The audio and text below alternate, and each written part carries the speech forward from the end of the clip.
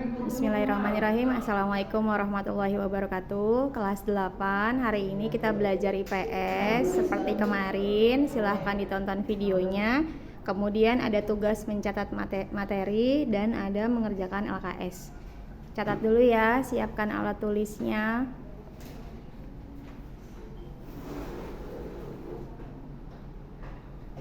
Jangan lupa tadarus.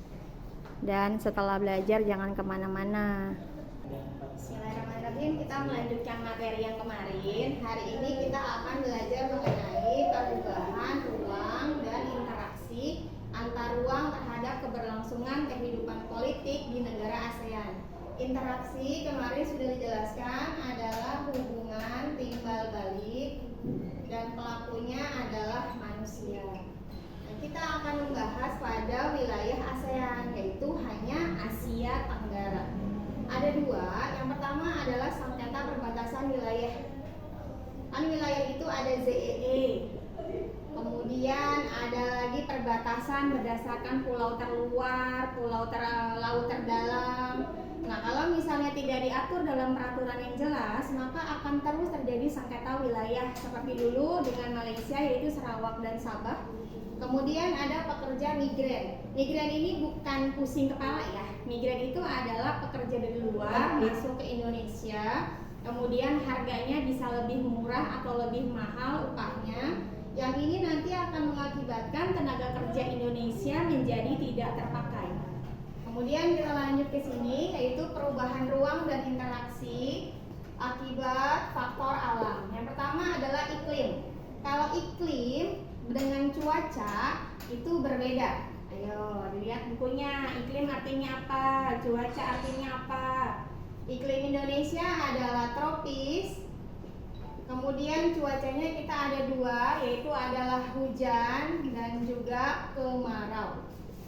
Ini akan mempengaruhi varietas dari flora dan fauna. Kemudian ada faktor geologi. Geologi adalah tanah, jadi tiap wilayah itu kesuburan tanahnya berbeda-beda, yang akan mengakibatkan hasil dari tumbuhannya pun berbeda-beda.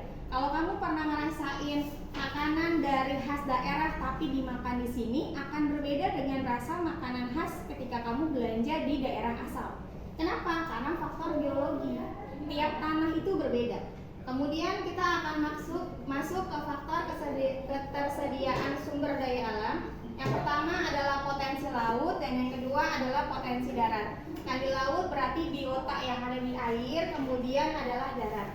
Jadi ini diatur dalam ASEAN. Kalau misalnya wilayah Indonesia, berarti negara lain tidak boleh masuk ke perairan Indonesia.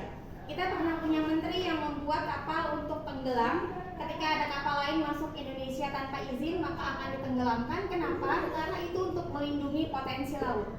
Kemudian ada potensi darat seperti sayur-sayuran dan segala macam yang kamu makan. Itu adalah tak tergantung dari faktor ketersediaan sumber daya alam. Nah, kita masuk kepada pengaruh impact terhadap perubahan ruang. Yang pertama adalah transportasi.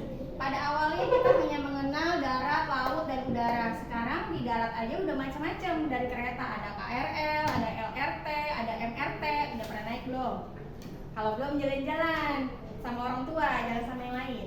Kemudian ada yang namanya komunikasi. Tadinya kita kalau mau bertemu dengan orang kan harus tatap muka. Sekarang kita bisa pakai WA, Instagram, Facebook, dan segala macam media sosial yang lainnya. Oke, sekarang kita masuk ke tugas ya. Tugas pertama adalah kamu mencatat materi ini, kemudian mengerjakan LKS halaman 52, bagian perbaikan. Setelah itu ditulis di buku tulis. Kalau sudah selesai, kamu foto dan upload di Google Classroom. Terima kasih karena kemarin sudah mengerjakan tugas semuanya. Semoga hari ini kamu tetap semangat. Besok kita kembali sekolah. Kita akhiri dengan hamdalah. Assalamualaikum warahmatullahi wabarakatuh.